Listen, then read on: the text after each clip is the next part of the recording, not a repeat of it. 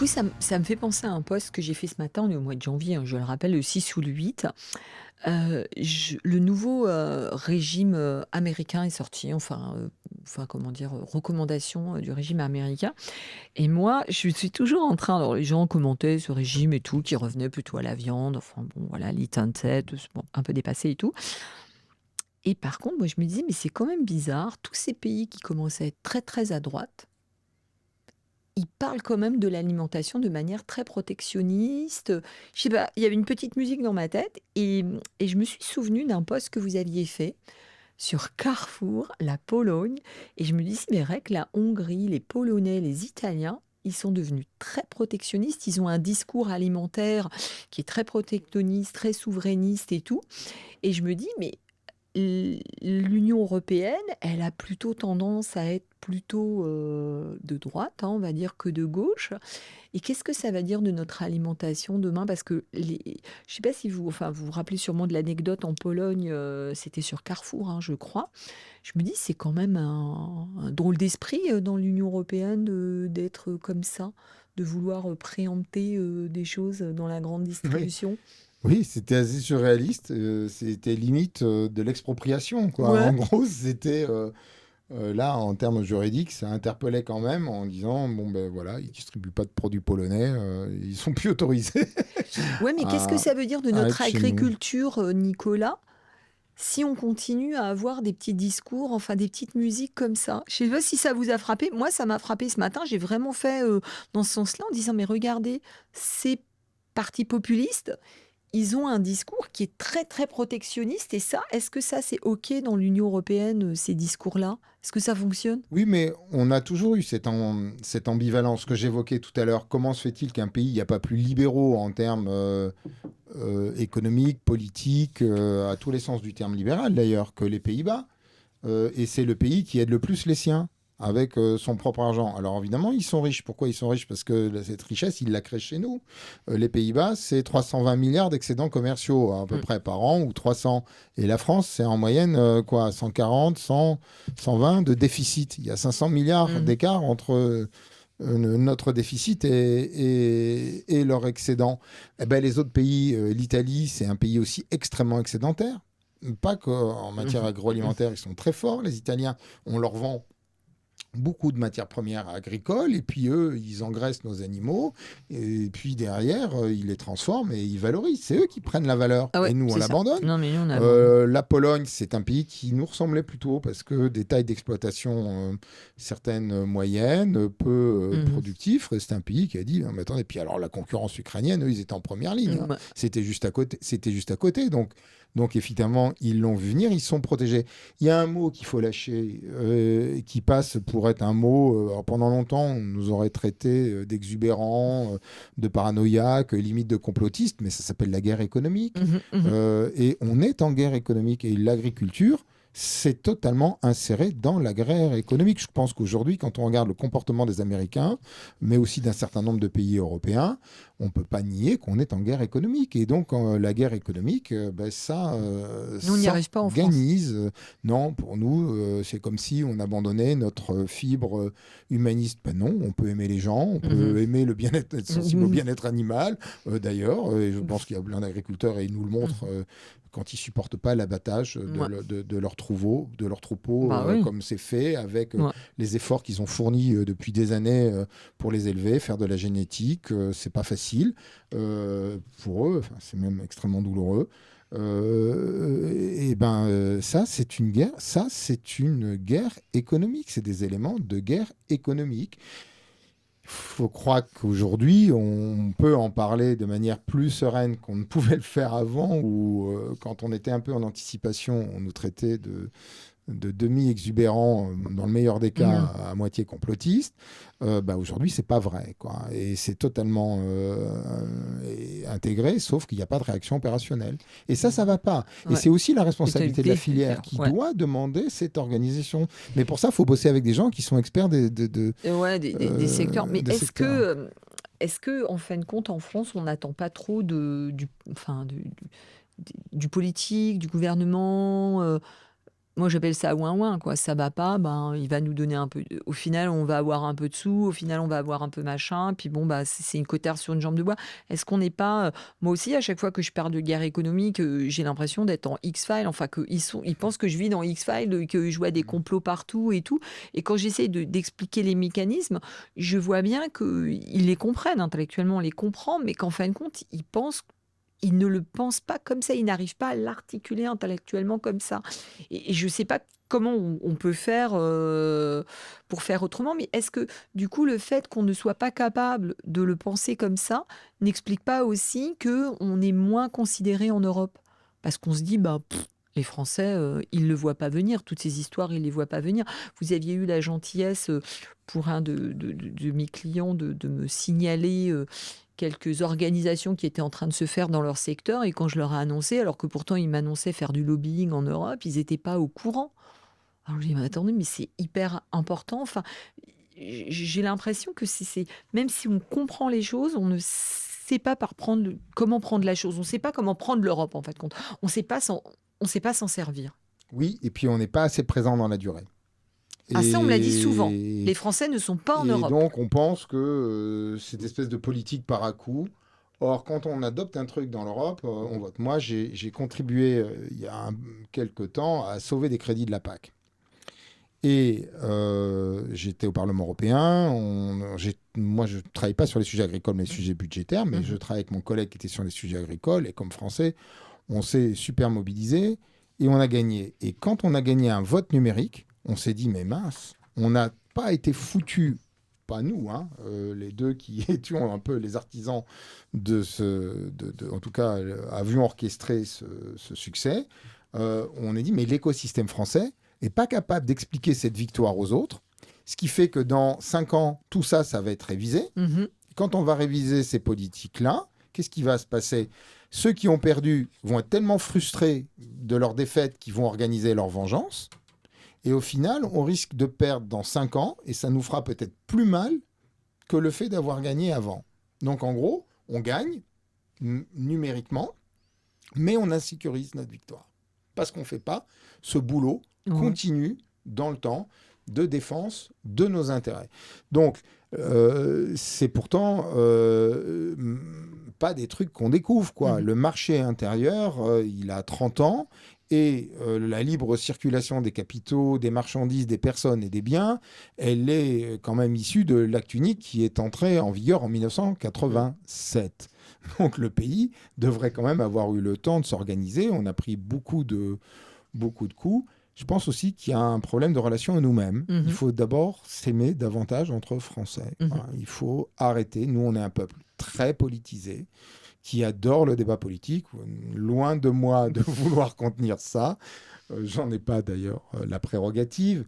Mais dans ce que j'observe des pays étrangers, ceux que vous citiez, l'Italie, la Pologne, il y a des pactes, il y a des consensus entre eux. Alors, ils sont capables de s'engueuler très fort, mais ils se retrouvent après dans les processus de décision et puis ils sont alignés dans leurs intérêts.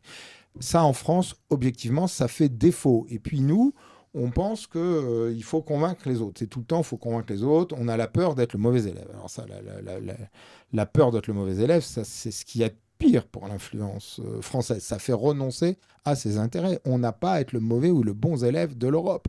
L'Europe ne tient dans son projet, dans son essence, dans son existence, dans sa survie, que par l'équilibre des intérêts de ses membres. Donc si la France perd trop, eh ben forcément les Français, ils se cabrent. Et puis après, ils attaquent. Ce qu'est l'Union européenne. Moi, je ne la défends ni ne l'attaque, c'est pas le sujet, c'est pas mon problème. Mais est-ce qu'une France faible, parce qu'en fait, compte, c'est ça que vous nous décrivez, hein. Peut-être que le mot il est un peu violent, mais est-ce qu'une France faible, eh ben, sur le marché européen, c'est pas aussi le fait que nous, sur notre marché intérieur, on voit bien que ça part un peu, qu'on tient pas les rênes, quoi, que les rênes ne sont pas tenues.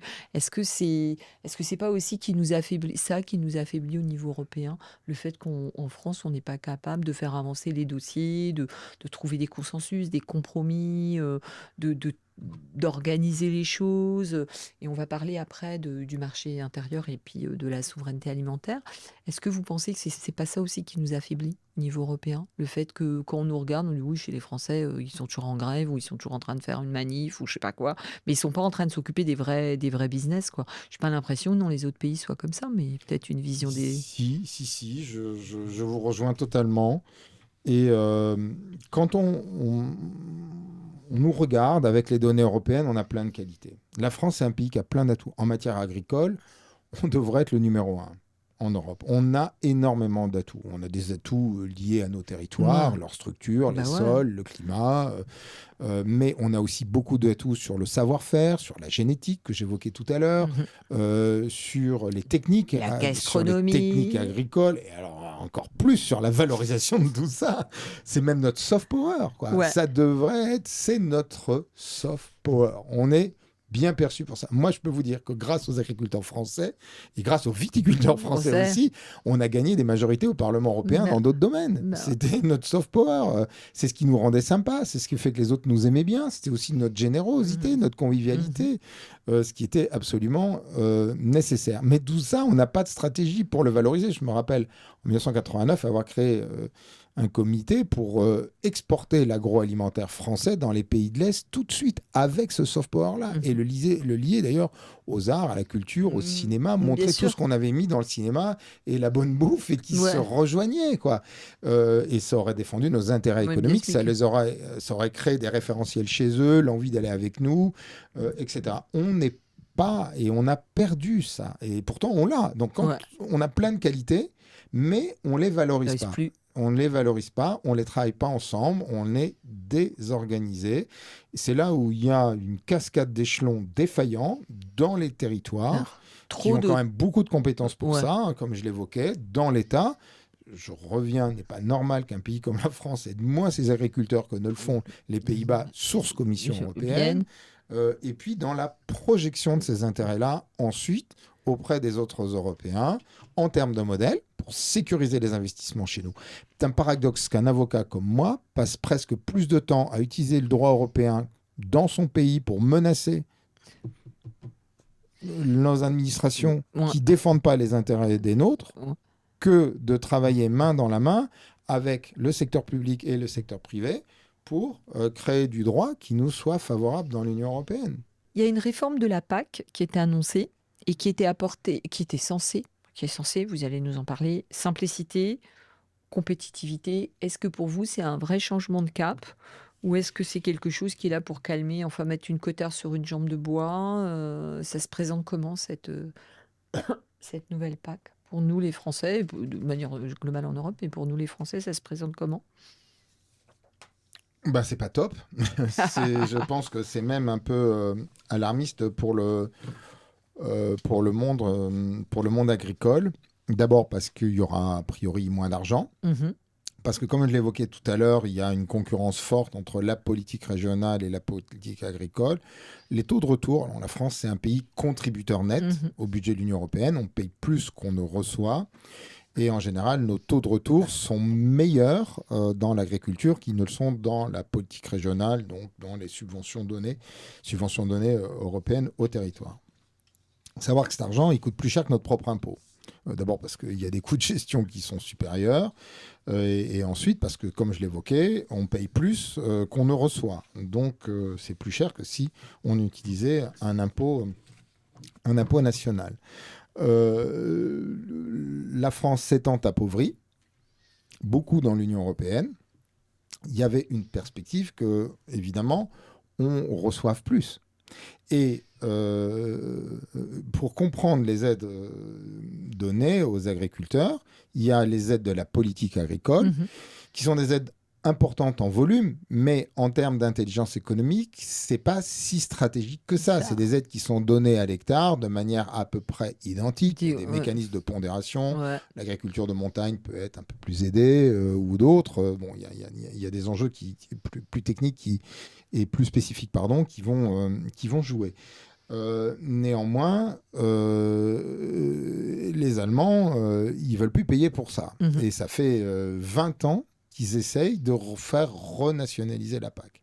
Pour un pays comme la France, qu'il y a des problèmes de finances publiques et qu'il y a des problèmes d'argent et qu'il y a des risques de division où on dise mais pourquoi on finance pas l'hôpital et on finance les agriculteurs. Mais en France, on doit pouvoir aider nos agriculteurs à être productifs, performants et résister à une concurrence mondiale déloyale, comme on peut être capable de se soigner. Il n'y a pas de logique d'opposition entre les deux, sauf quand on nous y met. Et c'est exactement la stratégie qu'est en train d'employer l'Allemagne en essayant, et c'était son projet d'il y a 20 ans, 25 ans, jamais abandonné, de faire renationaliser la PAC dans un pays qui ne peut pas aider ses agriculteurs parce qu'il n'en a plus les moyens. Donc, alerte rouge en termes de volume d'aide, mais alerte rouge aussi en termes d'instruments. Alors, j'entends le discours de la simplification, de la non-bureaucratisation, mais enfin, ça c'est un leitmotiv. À chaque réforme, le truc revient. Il faut quand même savoir qu'il y a une propension française aussi à surréglementer sur l'Union européenne. Il n'y a pas de raison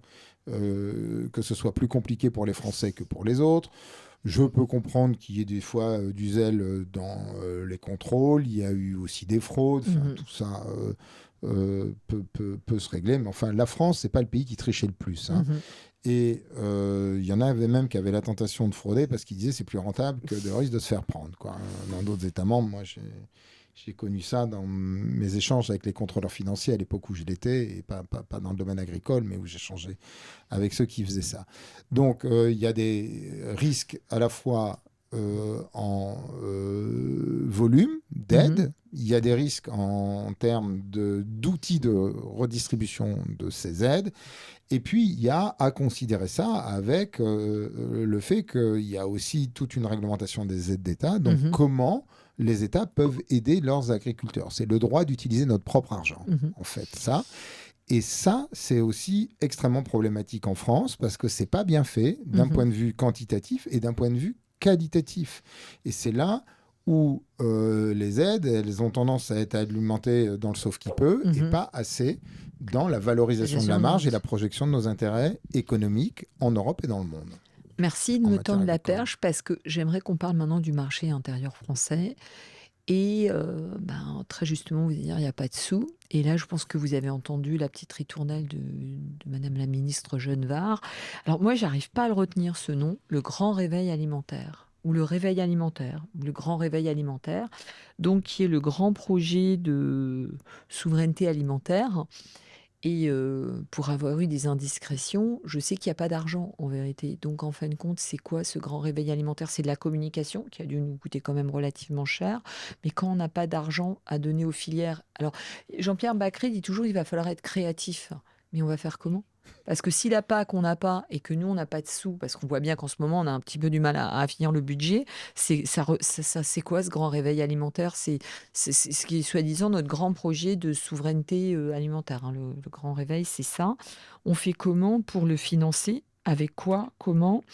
Et pour créer de la valeur, et pour un consommateur qui, lui, achète du prix, quoi. C'est comment on résout ces espèces d'équations un peu étranges. Alors déjà celle du où est-ce qu'on trouve l'argent pour financer ces filières, vu qu'il n'y en a plus. Enfin, il n'y en a pas en ce moment en France. On n'a pas. Non, et on a pris du retard. Ouais. Et ce retard, on peut le dater. Je me souviens de ce qu'avait fait, c'était Nicolas Sarkozy qui avait... C'était le grand emprunt, non? Je crois que ça portait ce terme. Et il avait confié ça au responsable de la Fédération française des experts comptables, je crois que c'était Monsieur Ricol. Et moi, j'étais allé défendre un dossier énergétique. Et en discutant en aparté comme ça du dossier, ils nous disent, les gestionnaires de ce programme, qui était un truc bien hein, pour les investissements d'avenir, ils nous disent... vous ne vous rendez pas qu'en matière agroalimentaire, zéro demande française. Mais zéro demande. Il n'y avait pas une boîte française, il n'y avait pas une filière, il n'y avait rien. Ils disaient, on a de l'argent, ils ne nous demandent pas. Alors peut-être qu'après, ça s'est débloqué, hein, j'en sais rien. Parce que, mais moi, j'ai été ahuri. Je dis, mais comment ça, un pays comme la France, avec son agriculture, c'est ses quand même un des premiers pays quelques boîtes, employeurs, etc., zéro. Donc, cette désorganisation française, elle finit forcément, alors à force, on s'appauvrit, et comme on ne peut pas montrer qu'on fait rien, on fait de la com qui coûte cher et qui, en réalité, c'est de la peinture sur du bois vermoulu, quoi. Donc je peux accorder crédit. Alors maintenant, de toute façon, c'est fait, c'est là. Ouais. Donc il faut s'en saisir. Il Mhm. faut s'en saisir, mais il faut s'en saisir intelligemment. Il faut greffer. Mhm. Je ne crois pas qu'il y ait de vision suffisamment stratégique Non, non, je pense que c'est beaucoup de com. autour de Ouais. ça. C'est beaucoup Ouais. de com, mais Et des commissions. c'est le moment de s'en saisir. Les gens comme moi, ils arrivent plutôt un peu en Ouais. aval de Ouais. ça, mais il faut qu'avant, il y ait des gens Mm. qui aillent accompagner cette stratégie ministérielle pour construire Des cadres. des stratégies, des cadres, Mhm. et qui sont pensés par des modèles économiques qui sont rémunérateurs, qui Mhm. font gagner. Je veux dire, la bonne bouffe, c'est rentable.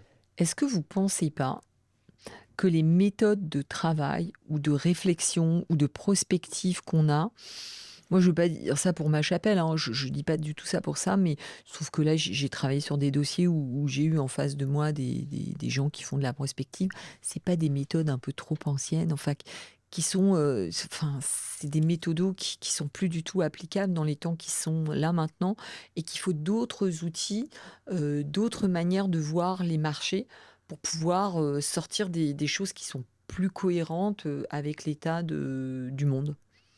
Moi, je travaille avec des gens qui savent défendre des intérêts agricoles, mais s'il n'y Mmh. en a pas, comment on fait? Mmh. Et donc, c'est justement cette problématique-là. Le droit, dans ces cas-là, il sert à rien. Mmh. Il est inopérant. La stratégie politique, le financement, il est inopérant. Et c'est ce qu'il faut travailler beaucoup, beaucoup plus en amont. Et pour voir la qualité des travaux que vous produisez, en fait, je pense que il faut l'essayer pour pouvoir l'approuver, Ouais. Ouais, je essentiellement. pense que c'est un problème de C'est grille de lecture, quoi. voilà, c'est que malheureusement, parce qu'en France, on est un pays d'esthètes qui adore jongler avec la terminologie, Mmh. inventer des concepts, typiquement le grand réveil du truc, du machin, enfin bon, finalement, on ne sait plus comment on s'appelle, et puis Ouais. à trop nommer, on nomme mal et on n'a pas ce retour d'expérience. Or, c'est des cas concrets appliqués à des filières Mmh. très, très, très, très, très concrètes avec des débouchés concrets. On pense par exemple, je le cite souvent dans l'exemple des productions de fromage. Oui, ben, au niveau européen, il va y avoir une fédération des producteurs de fromage. Les producteurs de fromage, qu'est-ce qu'ils vont faire? Ils vont défendre les productions de fromage contre d'autres productions agricoles, Mmh. animales Mouais. peut-être, Mmh. Mmh. végétales, j'en sais rien. Mais cette mutualisation, elle sert à ça. Ça, c'est pas une vision stratégique, ça, c'est un mode d'organisation, Mmh. de Mmh. défense d'un intérêt commun par rapport aux autres. Mais au sein de la filière fromage, il y a Mmh. énormément de règlements de compte. Les Mmh. fromages français, ils sont hyper attaqués par des gens qui ciblent ces attaques-là en travaillant les questions, par exemple, sanitaires, les Mmh. questions de santé, Mmh. les questions aussi d'exportation, Mmh. les questions, même les emballages. Ça a même été attaqué la boîte en bois De de camembert. camembert, C'est quoi. vrai, c'est Et vrai. donc, ce travail qui est De sape, opéré en de sape. amont par vous, il est déterminant parce qu'il Mmh. permet d'avoir des scénarios d'anticipation, mais aussi des logiques d'entraînement et de valorisation. Parce que derrière, ça ne veut pas dire qu'on ne vendra pas le truc, ça veut dire qu'on va renchérir son coût de production, donc c'est 20% de consommateurs perdus, et puis au final, même des savoir-faire qui sont oubliés, et l'identité des territoires qui fout le camp. Ouais, mais ce qui veut quand même dire qu'il faut avoir d'autres grilles de lecture que pour l'instant, c'est ce qu'on dit quand même en filigrane depuis le début de cet entretien. Nous, Français, on a un peu du mal, on est conforté dans nos méthodes de travail qui vont très bien. Pour avoir travaillé dernièrement avec des filières, quand j'ai présenté les scénarios, ils m'ont dit: «Ah non, Sandrine, on ne peut pas dire ça, et ça va leur faire peur». Parce que ça va leur faire peur. En fait, quand j'aurais dit: «Mais non, il ne faut pas avoir peur, juste on sait maintenant et on file à l'attaque, quoi. Qu'est-ce qu'on fait? Comment on va rechercher cette valeur qu'on laisse partir?» Et en fin de compte, la personne de la firme me dit: «Mais non, non, on est content en fin de compte de leur donner de la valeur parce que sans cela, on ferait quoi?» Mais je dis: «Mais on pourrait valoriser en France». Enfin, c'est vraiment cette peur en fin de compte Ah, qui c'est nous totalement paralysant. qui Et les paralyse. Ouais, ça c'est très français parce que depuis qu'on est petit à l'école, on est noté négativement. ouais. Là où les anglo-saxons, ils sont notés positivement. Moi, je m'intéresse beaucoup aux neurosciences dans la mécanisme de processus de Mmh. décision.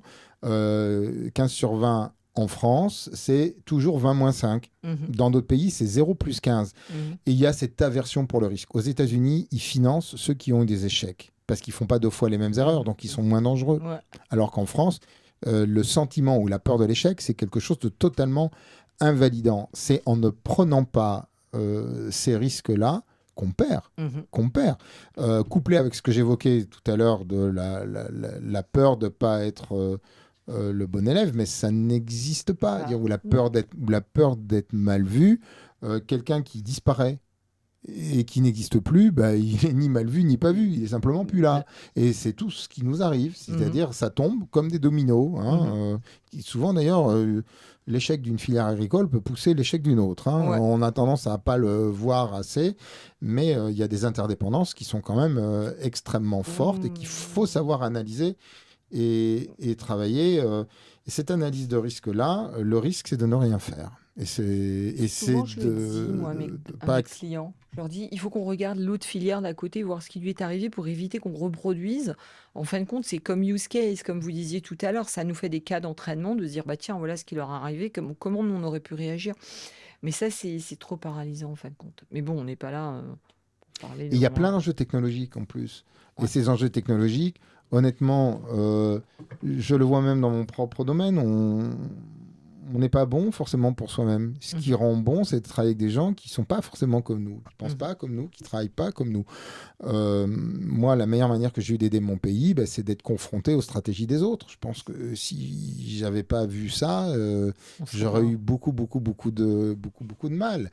Et c'est cette dimension qui est absolument fondamentale dans l'analyse du risque, dans son acceptation. En plus, franchement, le risque, il est toujours très évalué, très modéré. Hein.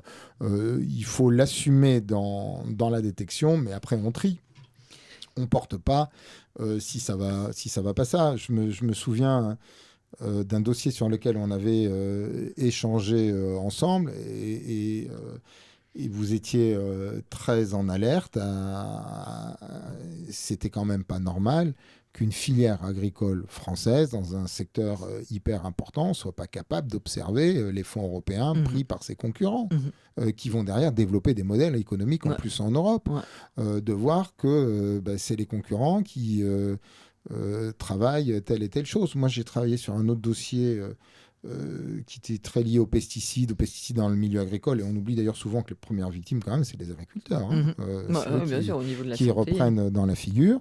Bah, c'est souvent perçu par le monde agricole comme quelque chose d'assez hostile, les alternatives, ce qu'on appellerait le biocontrôle, mais ça peut être extrêmement rentable.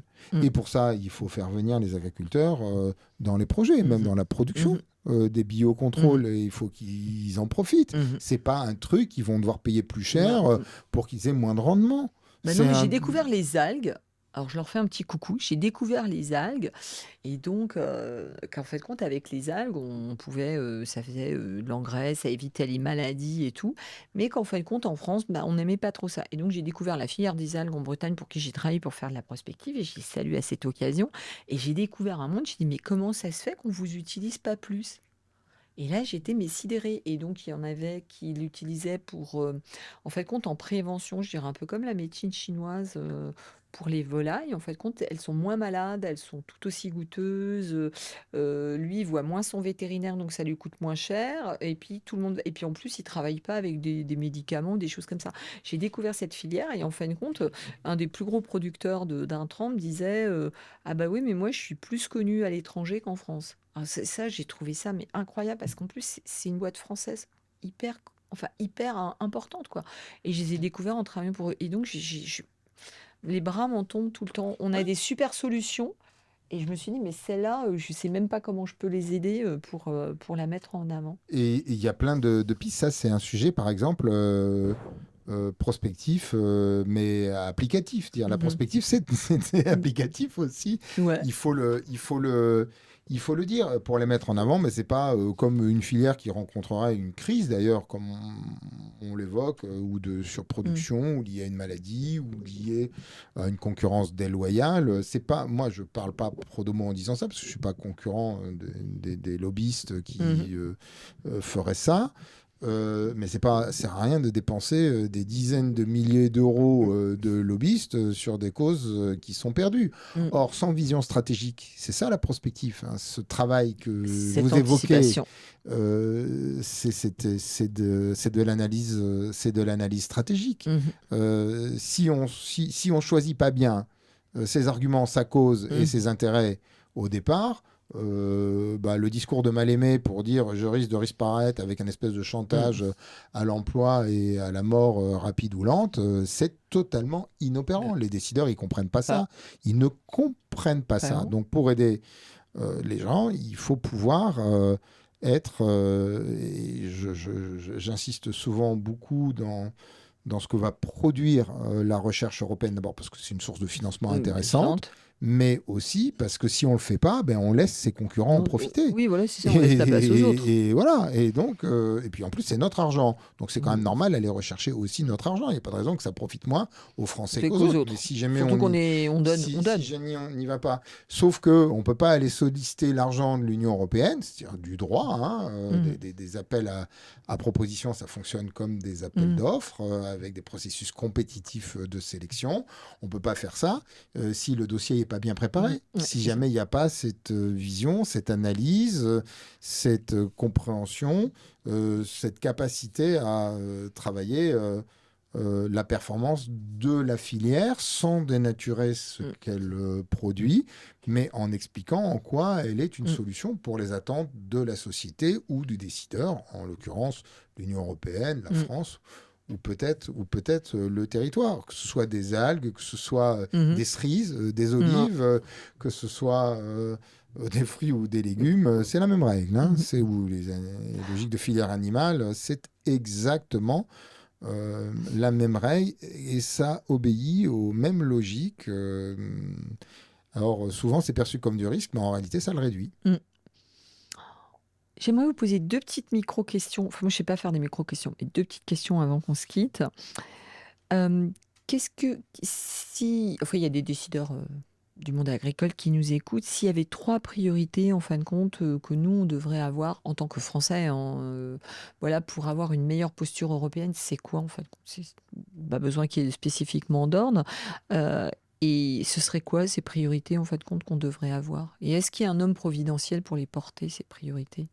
Nous, on aime bien les hommes providentiels en France. Est-ce Les qu'il y a... femmes. Oui, oui, alors quand je dis oui, c'est vrai, je pourrais dire une femme providentielle pour les Non, non, mais porter au niveau européen. C'est vrai, je c'est peux vrai, le c'est vrai, dire c'est étant vrai. moi.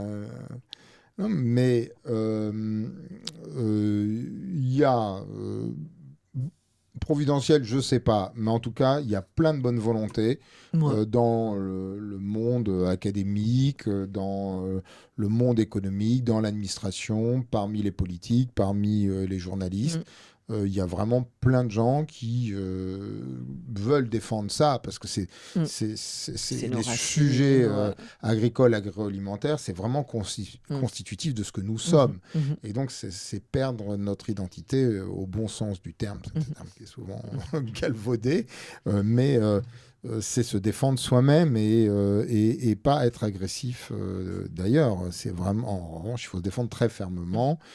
Il faut le faire. Donc, je pense que en plus, on a besoin d'une pluralité d'acteurs. Donc c'est vraiment l'enjeu, c'est comme un orchestre. Alors ce que j'appellerais une femme ou un homme providentiel, c'est un chef d'orchestre. Et ce D'orchestre. chef d'orchestre-là, il vient pas forcément au départ, en tout cas, du monde politique. Il vient de la capacité à comprendre, à discuter avec Mhm, ces interlocuteurs-là. Et on peut être un orchestre mhm, symphonique, comme on peut être un plus petit orchestre. Ça dépend des enjeux, mhm. ça Ouais. dépend des filières, ça dépend ce qu'il faudrait pas qu'on pense d'ailleurs, c'est que oui, mais c'est réservé qu'aux Ouais. grands, aux puissants, aux multinationales, aux trucs. Ouais. Mais alors là, mais vraiment pas, Ouais. mais vraiment pas. Moi, je peux vous dire que j'ai vu des cas où enfin, ça demande pas des moyens considérables. Admirable. On peut avoir des résultats extraordinaires avec Peu de choses. juste 3, 4, 5 jours de temps homme Mhm. mobilisé. Ouais. Mais pour ça, il faut être liant, il faut Mmh. comprendre. Et en plus, on n'a pas forcément besoin des mêmes compétences tout le temps. Ouais. Peut arriver que parfois, c'est plus des experts de sciences dures, en Ouais. biologie, et d'autres cas, plus des économistes, j'en sais rien. Enfin bon, il y a Donc pas c'est de... cette il y a- capacité, en fin de compte, à mettre, un groupe en mouvement, pour pouvoir, être compté, en fin de compte et s'imposer au niveau européen. Mais je dis pas s'imposer dans le sens, Oui, mais bon, il faut quand même connaître les filières. Dire, ouais. tout le monde, on peut quand même pas arriver dans la filière. Et là, je pense que pour le coup, vous Mmh, connaissez mieux ça ouais. que moi. Ouais. Même si j'ai eu beaucoup à traiter de dossiers agricoles ou agroalimentaires, mais vous maîtrisez ça bien mieux que moi. C'est quand même pas un sujet sur lequel on peut débouler. Oui. Il faut à la fois le connaître et l'aimer. Mmh. C'est cette articulation-là qui compte. Et ensuite, il y a une dimension organisationnelle. Il y a un côté, on va dire, off, Mmh. entre soi, où il faut pouvoir se parler très librement, faire des tests, s'organiser, et puis après, ça bascule, et c'est là qu'on va mobiliser un écosystème décisionnel Mmh. à partir de nos enjeux, en mobilisant l'échelon territorial, national et européen, en ne certains disant aucun outil, de Mmh. la prospective à Mmh. l'analyse Ouais. scientifique rigoureuse telle qu'elle est disponible, avec des rédacteurs scientifiques qui savent aussi exprimer ça, parce Mmh. que ça s'extrait, ça c'est comme une matière brute aussi qui doit se transformer pour qu'elle soit Mmh. compréhensible, audible, acceptable par des décideurs. Et moi, d'ailleurs, ce que j'apprécie en vous lisant, c'est que c'est toujours un mode solution. Mmh. C'est pas, Mmh. c'est l'influence. C'est pas des bons arguments, parce que des gens qui ont des bons arguments, il y Ouais, en il y en a a plein. plein. Mais des gens qui sont Mmh. capables d'expliquer à un décideur, j'ai la solution pour ce que vous voulez, Mmh. à partir Mmh. de ça, il y en a moins. Mmh. Et donc, c'est cette capacité à traduire et à qualifier ça et à le porter. Mmh. En étant sympa et pas naïf, ça, on a beaucoup Mmh. parlé de la Ouais. nécessité de sortir de notre naïveté, mais il y a une dimension bienveillante, une capacité à comprendre les Mmh. sujets parce qu'il faut travailler dedans. Il y a une dimension très organisationnelle, très méthodologique, hein, quasi militaire dans sa Mmh. conception. Et puis derrière, il y a évidemment dérouler tout ça en termes d'influence cognitive. Il faut réinventer ces modèles, ce que ne font plus les Plus. agriculteurs. Ouais. Réinventer des modèles qui soient positifs, vertueux et économiquement bons. Dire, il faut les sortir de la dimension larmoyante. C'est pas forcément eux qui vont d'ailleurs, Non. hein, Ouais. mais cette espèce de dérive où plus Bah, personne nous contrôle autres, rien. rien. En Voilà, gros, c'est ça qui est larmoyant, en c'est le fait. truc c'est le fait de laisser tout foutre le camp à volo Ouais. qui amène cette réalité-là. Parce que c'est pas des gens qui sont par Non, c'est plutôt nature des comme gens. ça. Non. Donc il faut sauf que ça nécessite un travail, un accompagnement pour faire en sorte qu'on recrée des référentiels de pensée vertueux et utiles sur la scène européenne pour des productions agricoles qui ont vocation à être transformées sur notre Mmh. territoire en créant de la valeur dans les territoires et une marge qui bénéficie aussi aux producteurs. Et pas qu'une fois qu'il a vendu, mais dans l'ensemble du circuit économique. Des politiques aussi qui doivent comprendre que d'avoir tout positionné sur le consommateur, et ça c'est le drame européen, d'avoir tout pensé sur le consommateur, quand on entend le consommateur, c'est même pas la qualité, c'est le prix. Ouais, c'est Mais les il y a prix, les des prix, coûts les prix. indirects de ça qui se payent beaucoup Mmh. plus cher après. Oui, on n'a pas eu le temps de Et parler de malbouffe, ouais. d'ultra-transformation. On pourrait rester des heures et des heures ensemble, mais À ne c'est pas vrai. aider nos agriculteurs, au motif qu'il y a des logiques de prix de consommateurs qu'on achèterait moins cher en provenance d'Ukraine, de Russie, d'Amérique Mmh. latine ou d'ailleurs. C'est la même logique dans l'industrie, hein. Mmh. On scie les branches sur lesquelles on est Donc c'est assis. assis, très Et clairement. ça, il faut sortir de là. Et ça demande derrière aussi une capacité et une envie Mmh. de convaincre. Mmh. Et ça, c'est hyper, hyper important. D'où les supports de communication multiples et Mmh. variés qui sont utilisés, sachant que tout ça, et c'est là où il y a quand même une grosse carence, il y a une difficulté dans le monde agricole, agroalimentaire français à travailler la matière Mmh. et l'existant. C'est-à-dire Mmh. pas être capable d'identifier ce que font nos concurrents, pas être capable d'identifier ce que produit la recherche européenne, pas être capable de regarder les aides bénéficient les agriculteurs dans d'autres États, par segment, par filière. Quand on va négocier en France, c'est quand même, on est plus fort. Quand on est capable de dire, enfin, c'est pas juste que vous m'aidiez moins que les autres. C'est pas pour rien que je m'en sors pas. C'est pas ma faute. C'est pas ma manière de travailler qui est en cause. C'est pas la qualité de mes productions animales ou végétales. Et ça demande de l'orchestration. En fait, voilà, on a besoin de chefs d'orchestre. Et ces chefs d'orchestre, ils doivent vivre en symbiose avec les filières. Et puis après, on en utilise ça, c'est le prérequis. Et une fois qu'on aura répondu à ce prérequis, le reste, ça suivra. Les politiques, l'administration, les financiers, ils auront confiance et ils accompagneront davantage. Ma dernière question, et parce que ça c'est un sujet sur lequel on a souvent échangé, c'est la souveraineté nationale. Donc on a parlé du grand réveil, qui pour moi, et je m'en excuse auprès de Madame Genevard de le prendre comme ça, mais je pense que c'est plus un coup de com' que réellement quelque chose d'institutionnalisé. Ensuite, on va faire moult réunions qui vont servir, à mon avis, à fort peu de choses et à surtout pas prendre des décisions. Moi, je sais pas, mais peut-être que je suis naïve, je trouve qu'on a des territoires qui sont ultra dynamiques. Est-ce que cette ultra centralisation de penser que c'est au ministre de l'Agriculture de décider de la souveraineté nationale et pas un travail qui doit être fait collectivement par les territoires qui ont une richesse énorme et qui, en fait, compte, ont des présidents de région, il y a des infrastructures, enfin voilà, qui sont vraiment proches du terrain. Est-ce que c'est pas par là qu'il faudrait commencer pour travailler sur la souveraineté nationale, sachant qu'une souveraineté nationale complète n'est absolument pas possible. On va pas interdire à des personnes d'aller manger des je sais pas quoi qui arrivent, un fruit exotique, enfin voilà. Mais en tout cas, avoir plus que ce qu'on a actuellement, est-ce que c'est pas quelque chose qu'il faut arrêter de penser qui va venir de Paris et plutôt travailler sur le terrain au travers de choses collectives entre régions?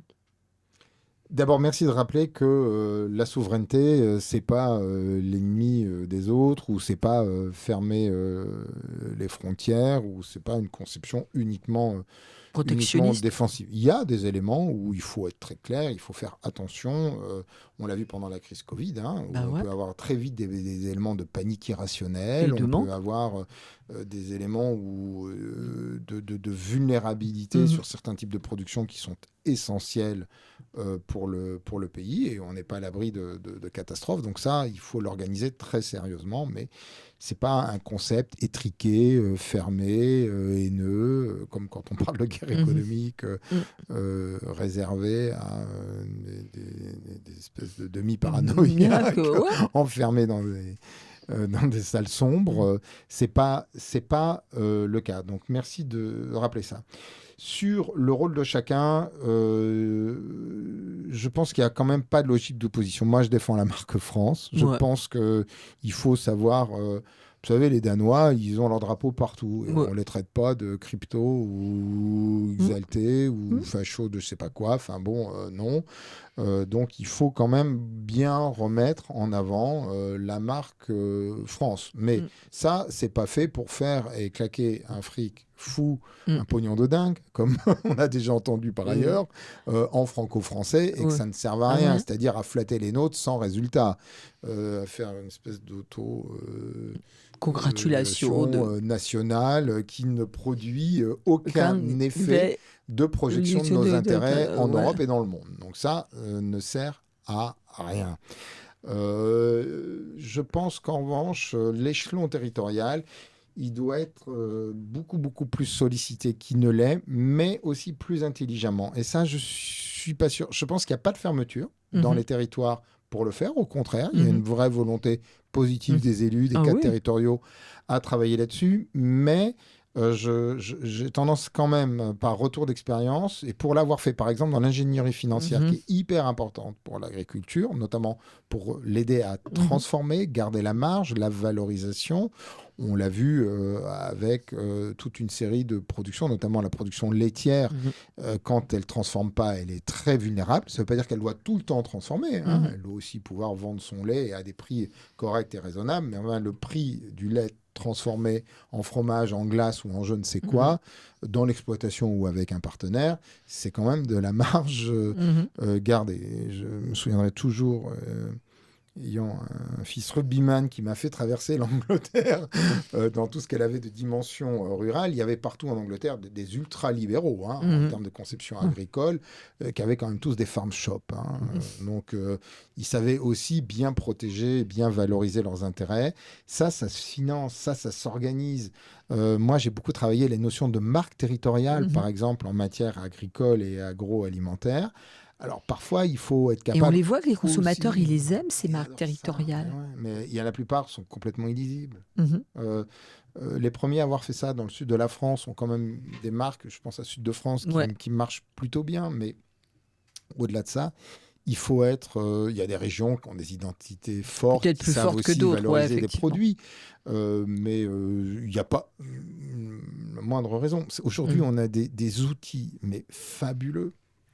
Il y a de l'argent. On ne peut pas dire c'est disponible comme ça, Mhm. c'est pas Ouais. open bar, mais il y a quand même les moyens de le trouver.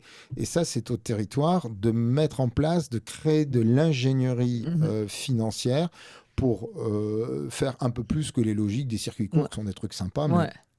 Les c'est pas pâtes, les suffisant, machins, quoi. enfin, ouais. Ça va pas. Donc il faut beaucoup, beaucoup, beaucoup plus transformer. Il Ouais. faut que cette transformation-là, Créer de la valeur. Et puis en plus, ça créerait des emplois. ouais. Et en plus, ça crée. Moi, je prends toujours l'exemple des fruits sur lesquels je viens de terminer un article, une tribune pour à la commande de végétables.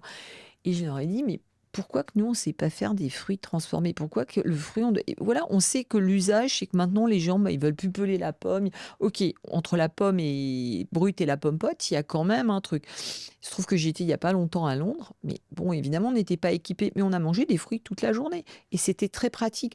Pourquoi nous, en France, on ne veut pas faire ça? On dit, ah ben non, les fruits, c'est... Ben non, mais ouais, mais les usages et Ouais, les modes de dans le vie... pays qui mange le plus Ouais, d'aliments transformés ouais, en ouais. plus, quoi. Voilà, et on pourrait faire cette transformation, on pourrait proposer des produits, on pourrait proposer plein de choses.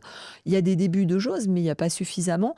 Et je trouve qu'on n'utilise pas assez, enfin, on ne comprend pas assez les nouveaux modes de vie et les nouveaux modes de consommation, et qui font qu'en fin de compte, par exemple, sur les fruits et légumes, on est toujours en train de oui-winer. Ah oui, les gens mangent plus de fruits et légumes. Ouais, mais pourquoi? Parce que tu leur proposes pas dans les formats dont ils ont besoin.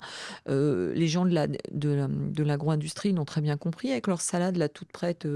Avec des quinoa et des machins. Ils ont très bien compris comment déjeunaient les gens le midi et comment les gens voulaient manger le soir. Nous, en France, on n'a pas compris. C'est pour ça que je me demande, est-ce que le territoire n'est pas la bonne taille sur la production, sur l'ingénierie financière, sur la transformation, pour en plus créer de la valeur et la garder sur les territoires? Oui, mais je pense aussi que, et c'est pas les accabler que de dire ça, je pense qu'ils savent pas faire. Moi, je fais pas mal d'interventions auprès des cadres territoriaux, auprès des élus territoriaux. Je pense que, il y a plein de bonnes volontés. Il y a la formation, elle les aide à Mhm. comprendre les enjeux, Mhm. ou les colloques, ou les Mhm. conférences, etc. Mais que L'action, ils savent pas. l'action, l'initiative, ils l'accompagneront. Ils ont des outils d'accompagnement, mais ce ne sera pas eux le chef d'orchestre. De nouveau, on en revient à cette nécessité Idée. d'avoir quelqu'un qui va dire là on veut jouer en clé de sol, là en clé de fa, j'en sais rien. Ouais. Euh, Moi, je trouve extrêmement frustrant de travailler sur des outils juridiques, sur des outils financiers qui sont aussi Mm. souvent du droit, de travailler sur de la stratégie politique et juridique Mm. en anticipation. Mais s'il n'y a pas ce travail d'orchestration qui part quand même d'une analyse de prospective, Mm. parce que c'est la capacité à Mm. définir les scénarios gagnants, quoi, Ouais. en fait. C'est Ouais. ça. Ouais. C'est définir des scénarios gagnants, c'est d'essayer d'étudier, de dire, OK, là, ça fait sens, il faut mutualiser, là, il n'y a pas besoin. Mhm. Là, on peut effectivement avancer avec une marque territoriale. Mhm. Mais des trucs, moi j'avais essayé d'en créer une et puis de dire, mais c'était des trucs, mais super en multilingue. Mhm. Aujourd'hui, on peut faire des trucs fabuleux Mhm. avec le Ouais. numérique. Ouais. On a plein de financements pour le numérique en France, dans les fonds européens, dans les Mm. trucs, etc.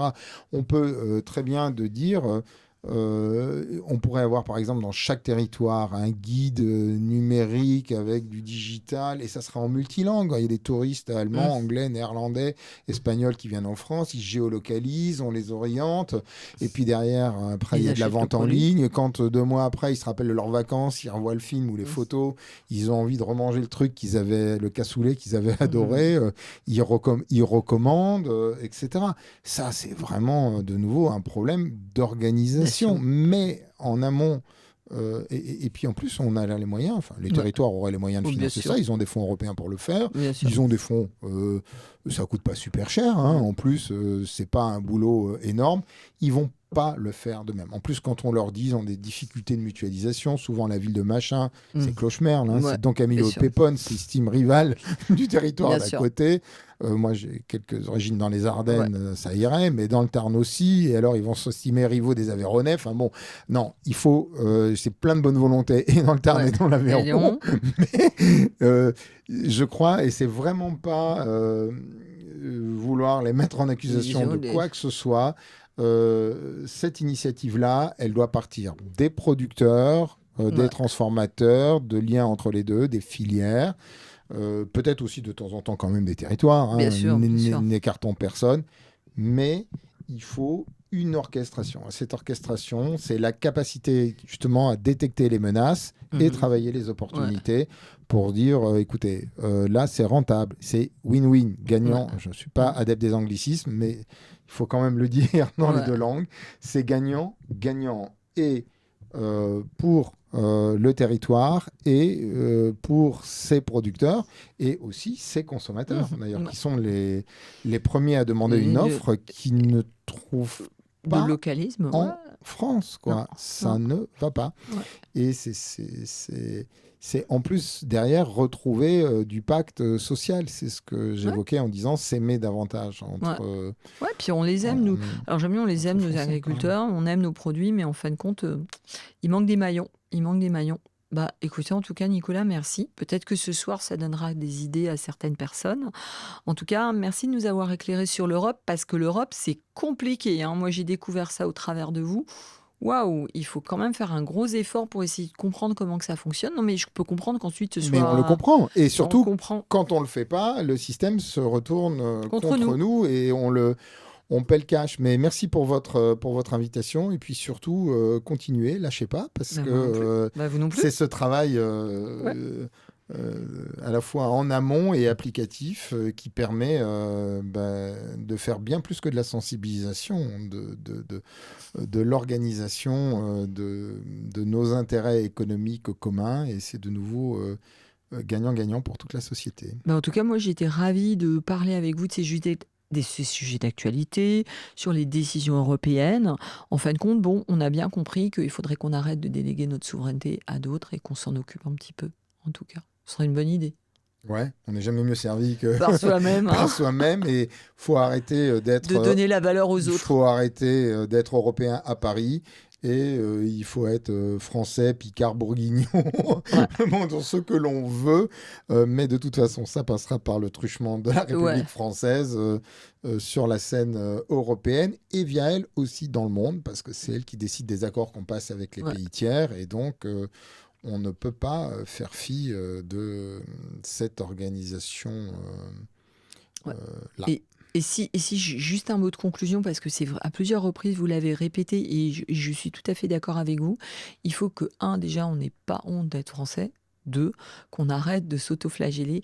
Trois, donc, non, c'est pas une chose que je dis, donc c'est trois. Et trois, qu'on apprenne à recréer de la valeur avec des super produits qu'on a, parce qu'en plus, en France, pour avoir bossé pour Rungis, je salue Rungis au passage, on a des produits, mais de dingue en France sur ce marché. Moi, j'ai eu le plaisir de le visiter à plusieurs reprises.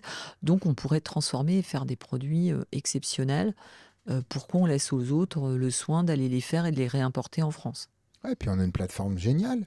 Et Ouais, cette plateforme-là, elle invente, elle est super innovante. Donc elle pourrait, elle aussi, développer des modèles, les exporter, voire même les gérer mhm. ailleurs. Et ça servirait le Made in France en s'équilibrant très bien avec les intérêts aussi ou les spécificités d'autres États membres, quoi. Et ces modèles-là, ils sont super bons, on les Ouais. exporte pas assez Mais, ouais. intelligemment, quoi.